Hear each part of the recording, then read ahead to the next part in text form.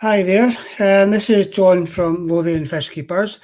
Tonight we're going to be talking about fish disease in the aquarium, and we're going to really focus on how to identify what's wrong with your fish, work out what's the cause, and work out the best way to treat that fish. We've got the help of Dr. David Poole. He is from FishScience and knows a lot about fish, uh, to say the least. So what we're going to do is I've got some questions for him, and at the end, once we've discussed what I want to ask him, we'll open up and invite other people that's watching to ask some questions. And if you've got anything that's going on with your fish at the moment, feel free to dive in and try and get some help off Dave. Okay, so I'll introduce Dave now. If you just want to take it from here, Dave.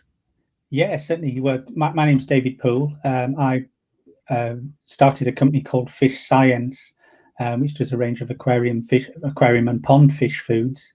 But my background is fish health and nutrition, and I spent 3 years doing some research on a parasite in koi called Bothriacephalus achilognathi, which is a big mouthful.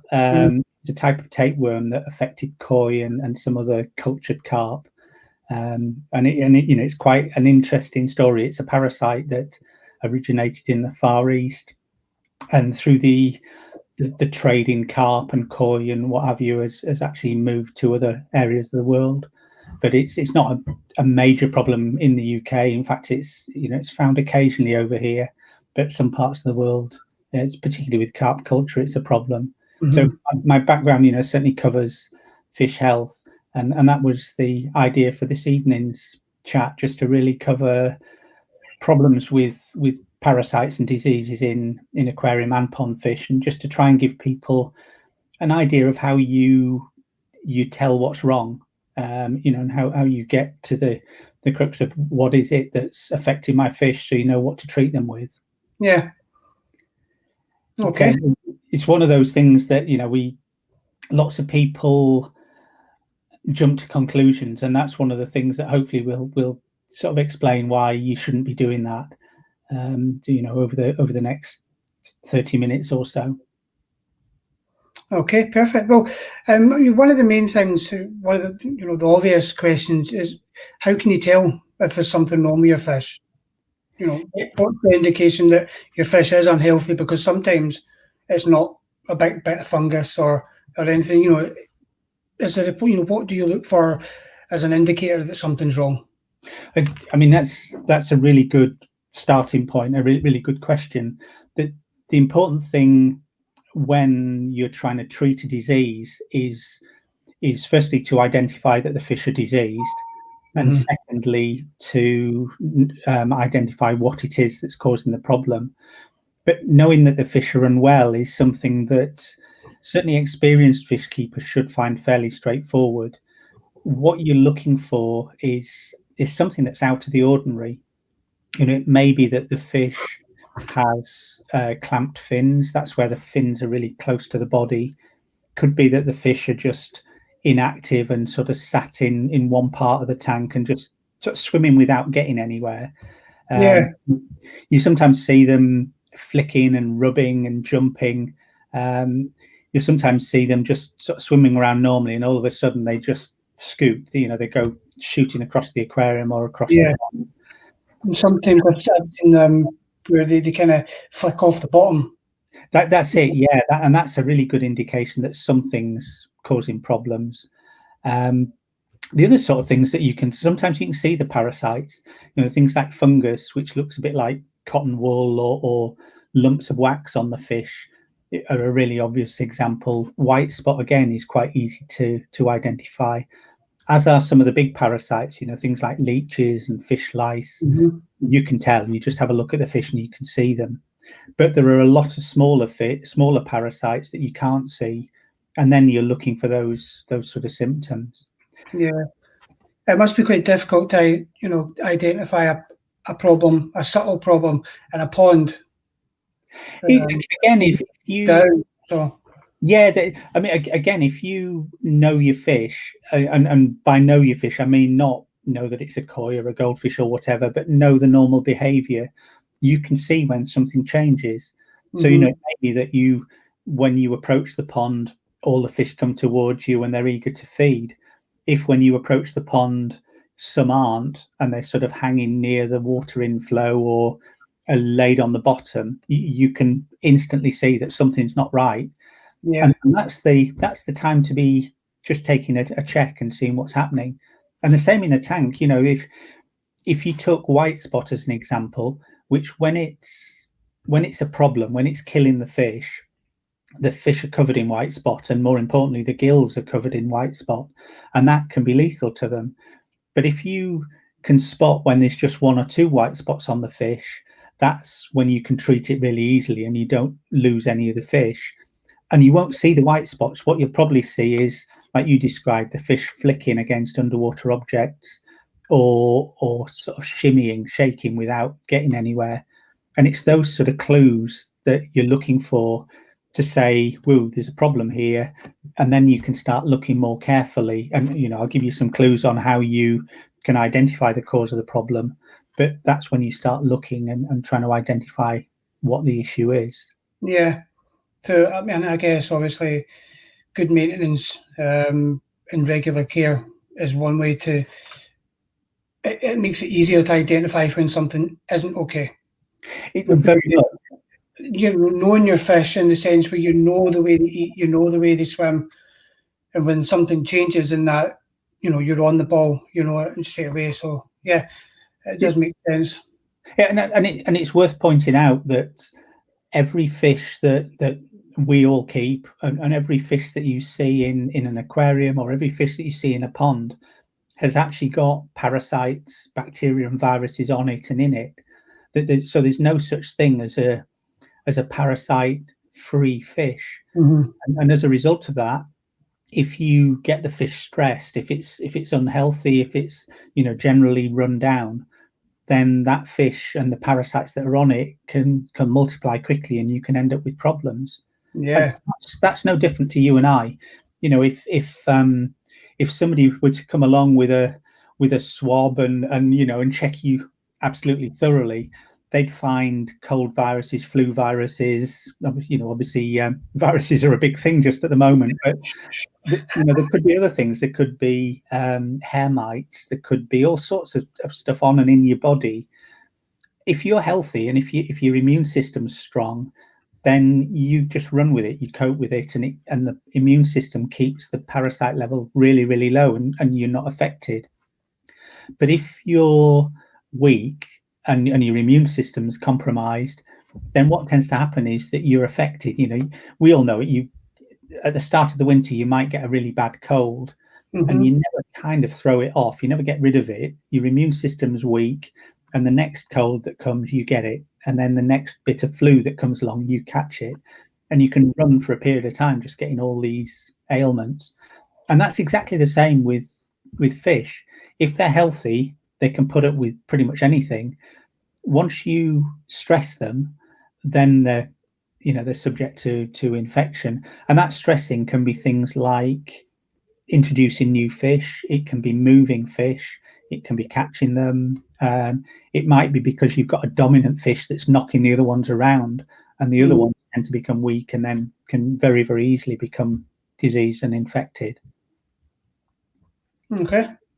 I mean, that was my next question, was really just to find out, what does cause poor health. But you kind of just touched on that there. I mean, one thing that I didn't mention, John, which is worth mentioning, is in the past, I used to run an information service for Tetra. I'm going back 30 years when information services were run with letters and phone calls rather than emails and messages. But in those days, we actually did a check, and 80% of the problems that fish keepers experienced were either directly or indirectly down to poor water quality. So that was things like chlorine in the tap water. It was poor water quality due to a filter or adding too many fish all at once, new tanks whatever it might be. And that was either directly weakening the fish and killing them, or making them unhealthy, or it might be that they just were knocked a little bit, and then the parasites could get on top of them. Yeah. So 80% of the problems are down to water. And if you turn that round, if you can keep good water, that means that 80% of your problems disappear. Yeah. And Well, fish you know, we are water keepers before we're fish keepers. Absolutely, yeah, and that really is true. Yeah, it really is true. Mm-hmm. It does. I mean, it goes without saying. You know, if you create a good environment for your fish, and they'll, you know, that's the best start they can get. If you provide in an environment for them, then they're not going to thrive. Yeah, that's about it. And everything falls into place. They behave more normally. You know, last week we were talking about colour. The colours will be more natural and more vibrant. They'll behave. They're more likely to breed. They're going to be more resistant to disease. Yeah. But of course, you do get the situation, and again, it's no different to humans, where if you introduce new fish into a tank, you can introduce new diseases that the fish aren't used to, and then you can, you know, and then that can suddenly spread. And again, that I said, it's the same as humans. There's recorded cases with Eskimos and flu, whereas for Europeans, flu is just a bit of an issue for a couple of days. The Eskimos, going way back, hadn't been exposed to flu, and when it was introduced, it killed hundreds of thousands, or thousands of them anyway. So, you know, and that's just the same. If you introduce a fish that's got white spot into a tank where there isn't any white spot, it'll spread quickly, because the immune system of the fish doesn't recognize it as a problem, and it takes some time to build up that immunity, that resistance. Okay.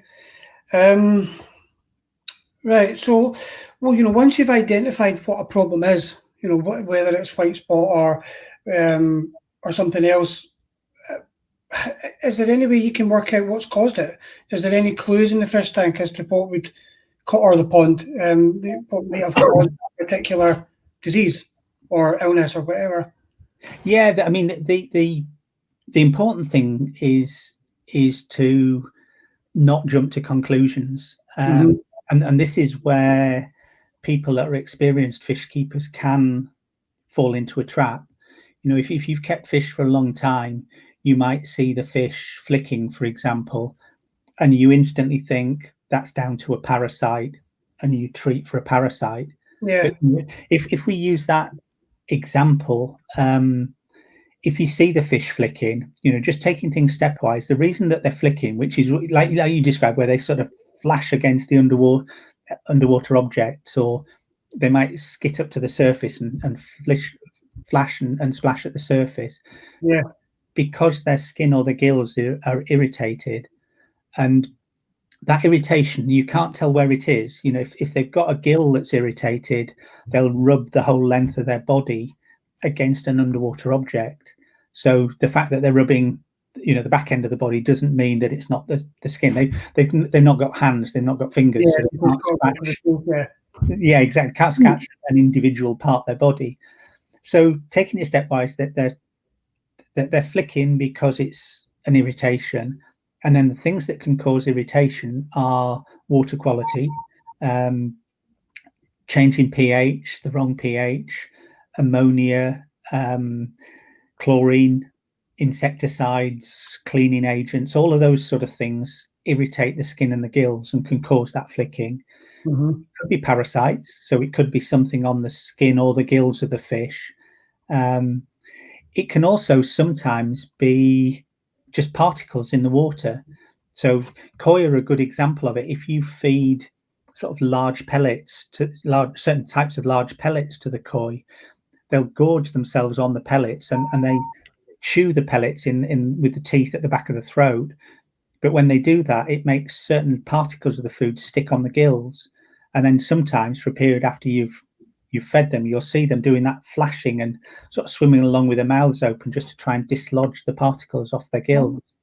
So you've got four, possibly five options that can cause that irritation, and the real clue is which of them is it. that you can tell from how many fish are affected and how quickly it spreads. So taking the easy one first, if it's most of the fish, or if it's all the fish of one species, or all the fish of one size, say it's all the fry or it's all the adult fish, Yeah. and it happened quickly, it's happened over the space of a couple of days, then it's usually water quality. So, if you've changed the water in your tank and added tap water that's got chlorine in it, that's going to affect everything. And so you'd expect to see issues with all or most of the fish. Yeah. If it was only one or two fish affected and it never changes, so it's always a couple of rosy barbs and nothing else in the tank, and they're always affected but nothing else is, that would suggest it's sort of a non-infectious disease, or it's like a physical disability. So it could be they've been damaged, by other fish. It could be they've been damaged in capture, but it could be that it's a parasite that can't spread to another fish. So the life cycle can't be completed in the aquarium. Right. So things like some of the worms in the intestine, some of them need a bird as a host to the parasite. And you get the birds that release the eggs of the parasite into the water in their feces. They perhaps go into a snail, then they're released from the snail, the larvae go into the fish, and then the bird eats the fish to complete the life cycle. So, in an aquarium, you've not got that life cycle being completed. So the fish have got the parasite till it goes. Then the third option is the infectious disease one, where one or two fish are affected, and then over the space of a week or 10 days, it gradually builds up. So you'll end up with a couple of fish, and then a few more, and then a few more, and it slowly spreads. And that's when it's something like white spot or gill flukes or skin flukes or something. And that's that the infectious disease is similar to us. If you look at COVID at the moment, it started with a few people. Those people come into contact with a few others, and they pick up the virus, and then those people contact others, and it spreads gradually through the population. And you get the same with white spot or KHB virus or things like that in fish as well. Mm-hmm. So I guess once you've identified the problem and what's caused the problem, the next step is obviously how to treat the problem. It is, and that very much depends on what it is. Mm-hmm. And what I wouldn't suggest we do now is, go through to say exactly how you identify its white spot or its costia or what have you. But we can certainly give some clues. So if you see it's you sent me the two pictures. Do you want me to share the picture of the koi? Let's do that after. I'll show that as an example, Yeah. and I'll just sort of explain, hopefully, how you would tell where you move, from deciding its water quality, infectious disease or non-infectious disease, your steps next. If it's water quality, then you need to test the water, and you need to think back about 7 days. What have you done in the last 7 days? Because normally that's the time scale that will have affected the fish. So think, have you cleaned the filter in tap water? Have you added a lot of fish so that you've knocked the system and got kind of a new tank syndrome going on? Mm-hmm. Have you changed a lot of water? What have you done that could majorly have changed it? It may be that you've cleaned the tank, cleaned the glass on the tank with an aerosol, something like that could have got in the water. So think back to what has happened. Generally, in the situation where it's water quality, a big water change using water that is exactly the same as the water that should be in your aquarium is a good solution. And if you imagine you've done something and you've got a high level of ammonia, if you can change 50% of the water, you're instantly diluting the ammonia by half, and that will certainly help the matter. Mm-hmm. So with water quality, it's find out what the problem is, do a partial water change. Obviously, don't make sure that you're trying to rectify the problem. Yeah. If it's a non-infectious disease, this is where it's just one or two fish. There's not a lot you can do. If it's a disease, you can treat it. If it's worms, there are some wormers available. But if it's a spinal curvature, or if it's a fin missing, I'm afraid the fish has got that issue, and you just have to, if it's otherwise healthy, you just have to put up with that issue and look after the fish as best you can. Yeah. The sort of the bigger, broader topic is probably infectious disease, and then what you're trying to do is identify perhaps not exactly what the parasite is, but what group it falls into. So you're looking for things like, if you've seen the flicking that we talked about before, what you want to know is it big parasites, so things like Argillus, or is it tiny parasites like Costia, Chyladinella, the little protozoans? And generally, if it's big parasites, you can see them. They can be as much as a centimetre across. Whereas the smaller ones, you won't see anything. You might see linked to the fish flicking, you might see the mucus being produced, because one of the fish's reactions to being irritated is A, to flick and rub, and B, is to produce mucus to try and protect themselves from whatever it is that's irritating them. So those are often, if it's just one or two fish, that's often a good indication. But you don't need to know exactly what it is. If you look at disease treatments, there are treatments for protozoans. So there are treatments that will cure white spot, Costia, Chyladinella, all the protozoan parasites. There are treatments that will cure gill and skin flukes. So you don't need to hone in exactly on what the problem is. And in fact, to do that, you probably need microscopes. You need to take skin scrapes and actually look at what the parasite is to know exactly. Yeah. That's, you need to know what you're doing to be able to do that. So just getting somewhere near is usually good enough, and then just treat effectively and carefully with the treatment. Yeah. So I guess having a good water testing kit is a really good way of,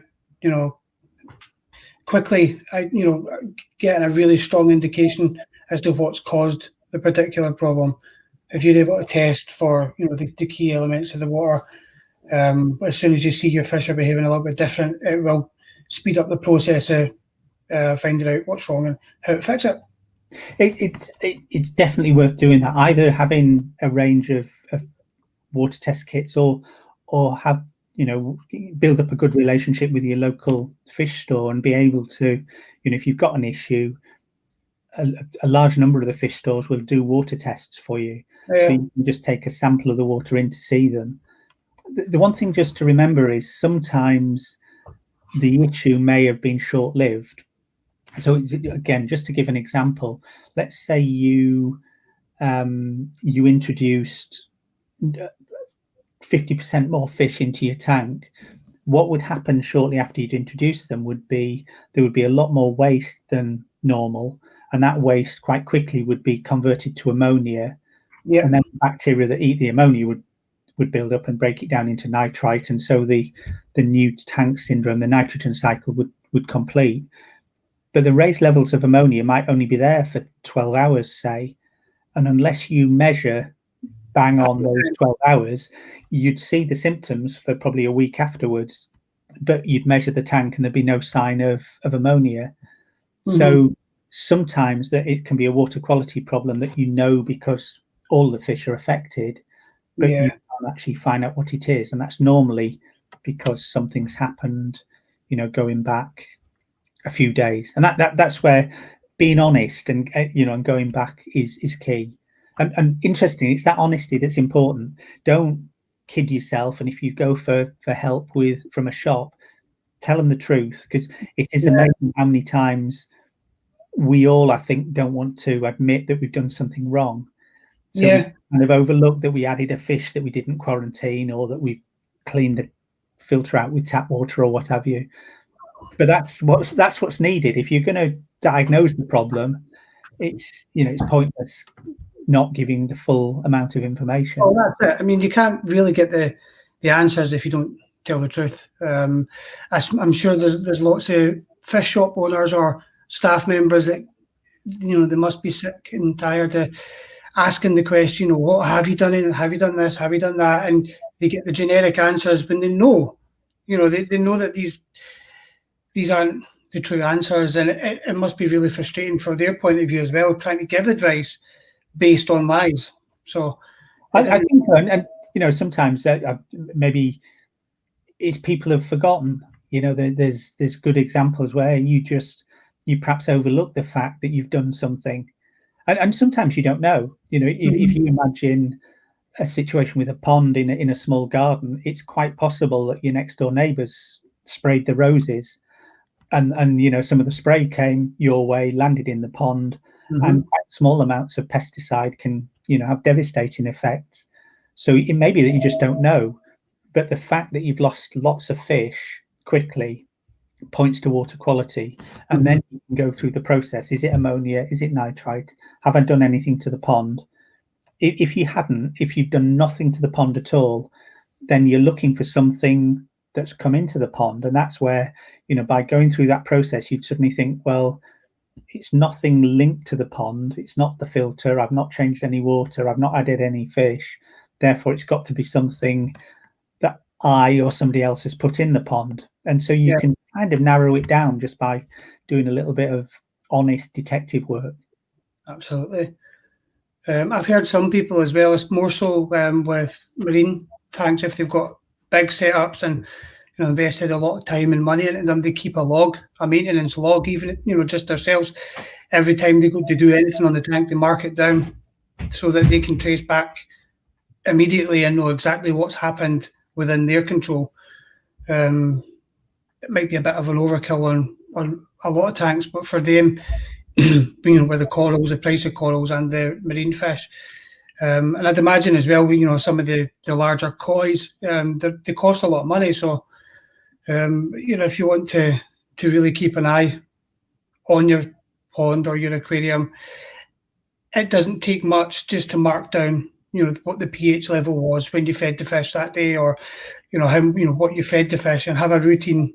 Even if you mark out a routine in advance and stick to that, you'll know if something does crash. You can then take that to the local fish shop and you can say, well, here's my routine, this is what I've done, you know, water. It's a good way of recording it. I would agree, and I think possibly a lot of us, a lot of people, no, a lot of us, I know I'm guilty of it. You start off with good intentions and enthusiasm, and then you end up becoming a little bit blasé, and you know, you do water changes without monitoring or marking down what you've done. You perhaps don't monitor the water quality, or you don't do the water changes sometimes. Yeah, no, you know, that can, but I think the thing is, if you're, as you become experienced as a fish keeper, you can tell when something's wrong. So you might tell that if you've not done a water change, the fish become a bit more lethargic, the colours go a little bit. Maybe if they were breeding, they stop breeding. You know, they just don't look right. And then a partial water change will just freshen everything up, and you know, you're back to normal. You also find if you've not changed anything in the tank, generally things progress without any problems. You know, the biggest issues are when you clean all the filters or you add new fish to the tank. That's normally when problems occur. You don't do that. You know, if you don't do a major water change, just small water changes regularly, you can go years without any issues whatsoever. And then you lose a few fish naturally just because they you know, they reach old age and go, and then you add another half a dozen fish and bang, you've got problems.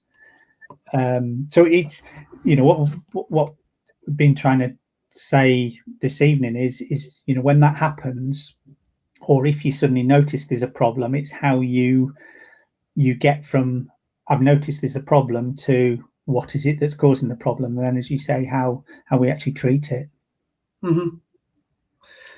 Well, do you want to start taking some questions? Certainly, yeah, if anybody's got any, definitely. Yeah, well, one's just popped up from Stephen. He joined us last week as well, and he keeps rainbow fish, and he asked a good few questions last week, but I'll put this one up on the screen and I'll let you read it and let everybody else read it as well. Well, sometimes I've had ulcers appear on rainbow fish, which are said to be a form of TB, and there doesn't seem to be a cure. Have you heard of this with rainbow fish? And what's your opinion on salt as a treatment for freshwater fish regarding treatment for them? Okay, well, in terms of ulcers appearing on rainbow fish, I've heard of that.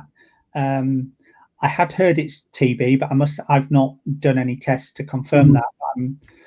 I'm sure it's certainly possible. There are certain fish that can get TB.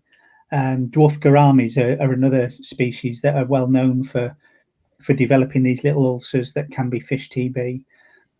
Fish TB is one of the very few fish diseases that can affect us. If you have a cut or a graze and you've got fish with what you suspect is fish TB, then you need to cover up. Make sure that you've got gloves on, and in fact, don't put your hands in the water if you've got that situation. Definitely don't siphon by mouth, because TB is a bacterial infection that can damage, can affect you. Probably in the first few years that I started working in the aquatics trade, I met a guy who worked in a fish import business, and he actually contracted fish TB, and it's not, for him, it wasn't life threatening. I don't believe it's life threatening, but he had the tubercles, the damage on his hand, and the only way he could overcome it was to move out the trade and stop keeping fish. So it's very unusual, and fish TB isn't very common in fish, but also very unusual that people contract it. But if you do, it's not the nicest of things to do to get. It tends to be, as far as I know, it's only tropical species, and there are a couple that are more prone. Certainly gouramis, dwarf gouramis in particular, and I believe rainbow fish. There are some disease treatments that claim to be able to control fish TB, so it's worth treating with that. Yeah. It's also worth, with any disease, it's worth getting the immune system on your side. So if you can keep the fish as healthy as possible, so that means partial water changes, it means making sure that they're feeding, that you're not stressing them through, too many fish in the tank or aggressive fish in the tank.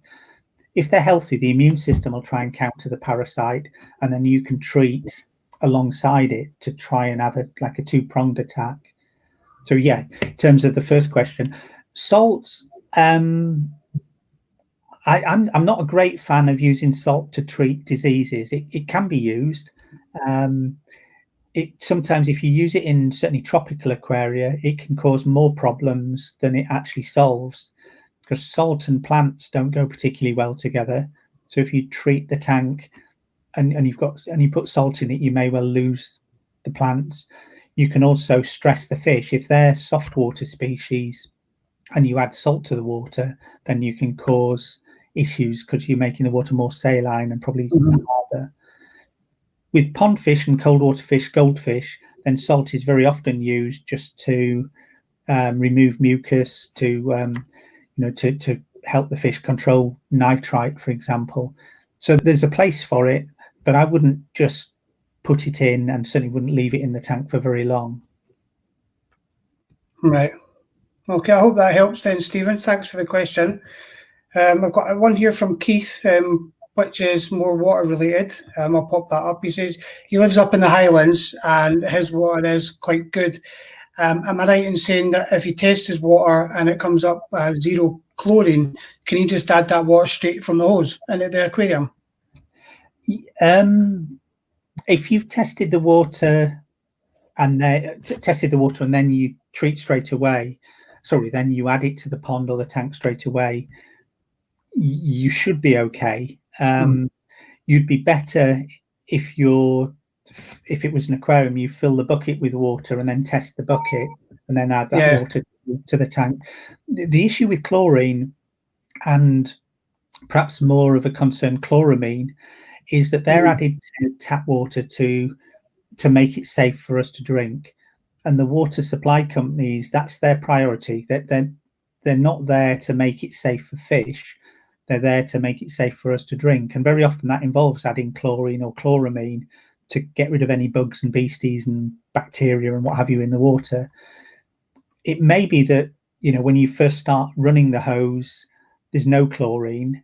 but there might be a pulse of chlorine, that comes out. If you're running the hose to fill a pond, you can be running it for an hour or so. So it may be that, towards the end of it, there is chlorine in the tank, in the water. Yeah. So just be careful. If it is for ponds, one good way of getting rid of chlorine is to spray the water into the pond. So if you can spray it in the air or spray, get it cascading into the water, then that'll get rid of something like 50% of the chlorine instantly. And also, if you're only changing a little bit of water, then any chlorine that remains is diluted manyfold in the water.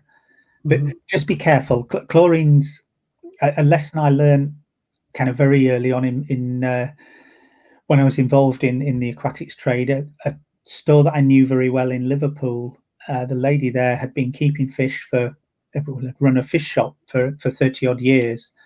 And on one morning I popped into the shop and she was in tears, and she'd lost most of the fish in one complete system. She'd always just run small amounts of water into the tank without treating for chlorine or anything. On this one morning, she'd done it, and all the fish had instantly turned over and died. Wow. And the issue was that a couple of streets away, there was a burst water main. They were treating the water and making sure the water was safe. And what they were doing was flushing chlorine into the system to make it safe. And just by pure chance, she'd used this high chlorine water to do a partial water change, and it had just wiped out the fish. So it's always worth being wary and changing small portions if you're not going to treat with a tap water conditioner. And particularly be careful with chloramine, because tap water conditioners and spraying will get rid of chlorine. Chloramine is very persistent, and you need a much more aggressive chloramine or a chloramine removing compound to get rid of it.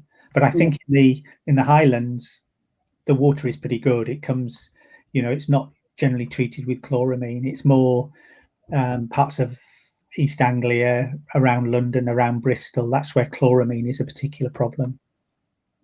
No problem.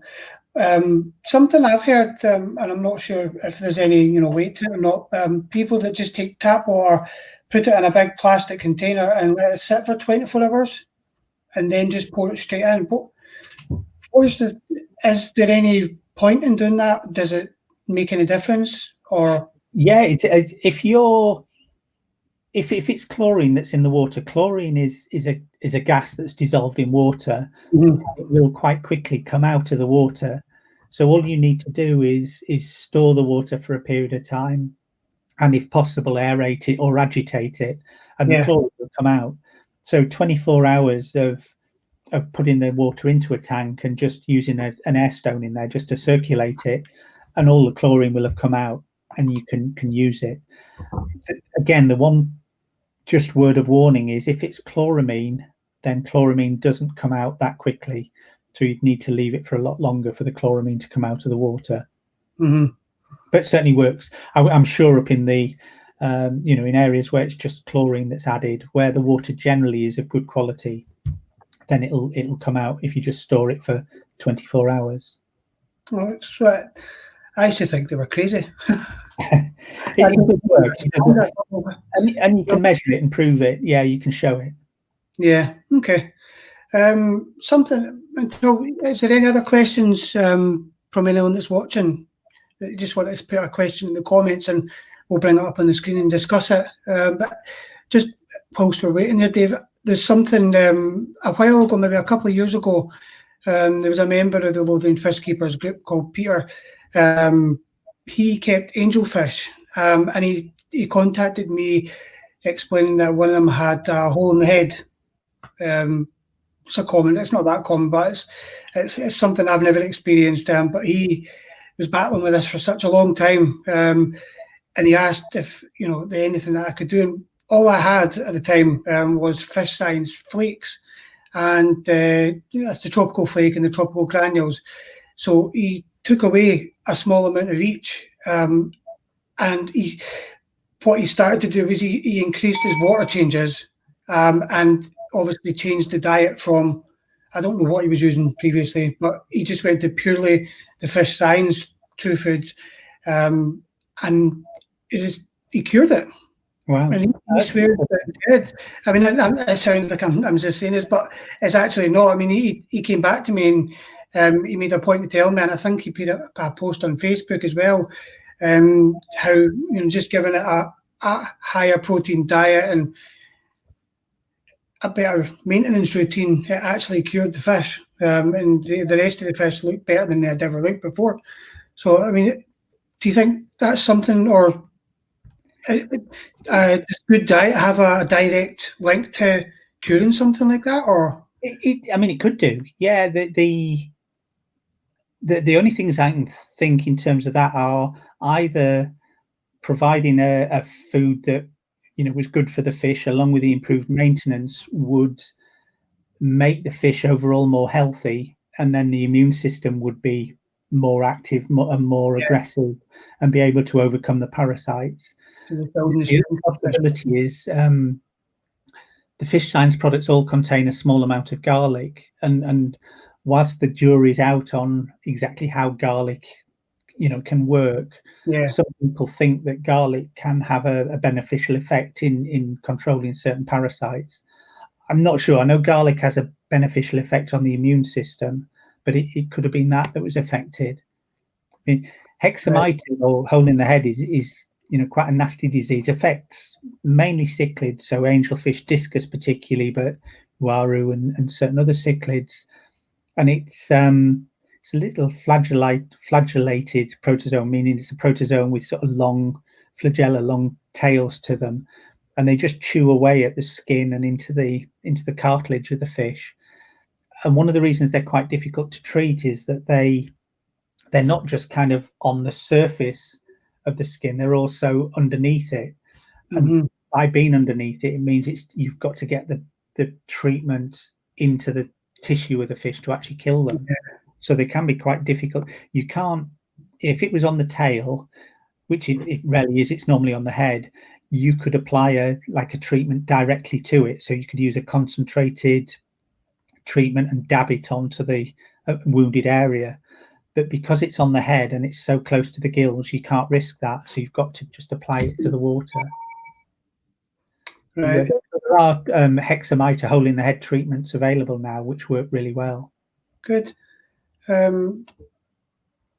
What about meth blue? Meth's blue, something that I grew up watching being used in aquariums, and I used to love the colour of the water, but it's never something I've never ever used in any of my aquariums. I've been a fish keeper myself. Is it still got a place in the hobby, or is there far better products out there now that takes away the need for that? I mean, it's still an effective treatment in a lot of ways. Well, when you look at the disease treatments, a lot of the, let's call them older style disease treatments, were dyes. So things like malachite green, acroflavin, methylene blue, all just weren't designed as fish disease treatments. They just happened to be beneficial and could kill the parasites effectively. Methylene blue is still available. You can still purchase it. What a lot of the disease treatments now do is perhaps mix methylene blue with maybe formaldehyde, or with malachite green, or with some other ingredients to give you more of a cocktail that's going to be more efficient at controlling the disease. So methylene blue used to be very often added when you got issues with fungi in the water. So you'd use it when you've got problems with some of the eggs, for example, becoming fungused. Right. Yeah. It doesn't look like we've got any more questions tonight, Dave. Okay. Well, we've got the koi image. I don't know if... Oh, yeah, we'll bring that up. 1 second. All right, I'll bring this up just now. I'll take away ourselves, but you can talk over it and explain what we're doing here. Here we go. So this was, we were talking beforehand about actually giving examples of how to identify problems with disease. And this is an actual example of a pond that I visited some time ago. And these were the fish that were in the pond. There was koi and a few goldfish. The owner of the pond had issues. The fish were just really lethargic. They were laid on the bottom. A lot of them had clamped fins, which means that the fins are laid against the body of the fish rather than being stuck out. And also, a lot of the fish, as you can see with the on the orangey red color, were covered in slime, were covered in mucus. And this person had lost a couple of fish, and the issue was, what was it? What was interesting was that the person said that the problem, they tried various treatments and nothing had worked, but the problem happened quite quickly. And this is a good example of being honest, first of all, but also using the example that I gave of how to work your way through it. So first of all, if all of the fish were affected quite quickly, you would suspect water quality, but all the water quality tests didn't show anything. There was also, it'd been going on for quite a long time and the fish were getting no better. So you would suspect that there was something, that going wrong in the pond, but it all pointed to water quality, but we couldn't prove that it was. So the next stage that we did was to actually do a skin scrape and have a look at the mucus under of the fish. And when we did that, can you flick onto the next slide, John? Yeah, of course.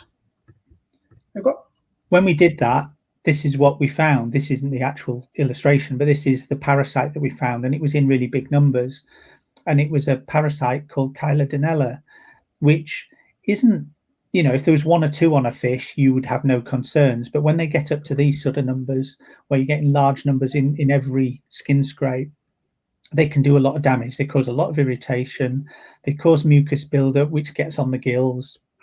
They can damage the gill tissue, and the fish just generally get really run down, and you can lose loads of fish because of it. So when we identified that, it was almost a case then of going backwards, and we found eventually that the person concerned had actually added some fish, or added a couple of fish, about 2 weeks before he started having problems. And it was following that he'd got this Costier infection. So what probably happened is that he's added the fish, they've caused the Costier infection, it's spread to the other fish. He's not treated for Costier, he's just sort of thrown in various other treatments that haven't been particularly effective. And so the problems got worse and worse. And it's a good example of, if you don't want to know what it is, you can't treat it. So the fact that he didn't know it was Costier, but was just throwing disease treatments in, it's kind of lucky dip whether you're effective. And if you've got, if you're treating for disease and it was water quality, then you're going to make matters worse rather than better. So this was just a good example for me that you've got to be honest. You've got to say what the issue was, and then you've got to work through, because if you've added fish, that very quickly, and it's only a couple of fish, that very quickly points to disease being the issue. And if over that 2 or 3 week period, that's kind of the perfect time for it to spread from fish to fish and then become an issue. Anyway, we treated it with a malachite and formalin preparation, and it worked really effectively.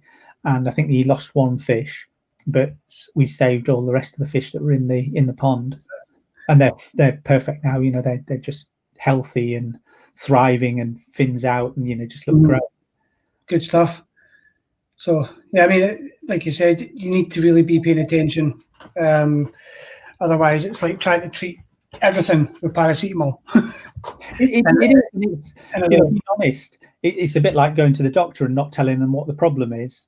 The doctor has to know, get some clues, and exactly. Otherwise they have to do the tests, and it takes a lot longer. Whereas if you can say it's my throat, they hone in on your throat and focus on it and find out what it is. Whereas if you don't tell them that, it could be your throat, it could be your toe, it could be your finger. It could be anything. Exactly. Yeah. So okay. Well, unless there's any other questions, I'm just looking through, but there's nothing. No, everybody seems to be quite quiet tonight. But so yeah. Unless there's anything else you want to cover, Dave. No, that's fine. Obviously, if people have got questions and they want to let us know them, we can always cover them, next week when we're chatting again. Or if they do have any problems with their fish that are ongoing, I'm sure if they send a message to you via the Facebook page, you'll be happy to have a look and see what you can do as well. Yeah, I can certainly. Obviously, the ideal is that if you can see the live fish, then you can generally be a lot more accurate. So that would be the proviso, that I can try and suggest what it could be, and you can like a short video or something. Confirm that. So if people have got photos or what have you, that's great. We can hopefully be a bit more accurate in diagnosing what the problem is. But that's absolutely no problem. People want to do that. Fantastic. Excellent. Okay. Well, I think we'll just call it a night then. I want to say thanks to everybody. Really enjoying doing these live streams. I know Dave's been enjoying them as well. And we'll be back again next week. So always on the lookout for new topics. If there's something that you... Oh, sorry, Keith. Right, we'll get to that in a second. But I was just going to say that if there is any other topics that you want us to open up and discuss, then by all means either contact myself or send Dave a message on the FishScience page, and we'll bring it on and we'll discuss it, and we'll invite questions and get to the bottom of it. So Keith just put a comment there asking what's best food to bring out colours in your fish. We have covered this on a previous broadcast, but have you got anything quickly there for Keith before we finish, Dave? It depends on the fish concerned, but generally you're looking for foods that have got high levels of krill, spirulina, chlorella algae, things like that. Purple carrot is another good one. So in the FishScience range, we try and add a certain amount. The marine krill flake, or the krill flake, is a great one that's got high levels of krill and will really boost the oranges, the yellows and the reds in the fish. But yeah, certainly most fish, it's a case of getting either a flake for the smaller fish or a pellet that's got those color enhancing ingredients, and then you can really boost the color, and you can boost it quite quickly. Yeah. Okay. Oh, thanks for that, Dave. That's it then, guys. Thanks for tuning in, and we'll see you again next week. Yeah, thank you. Good night. Take care.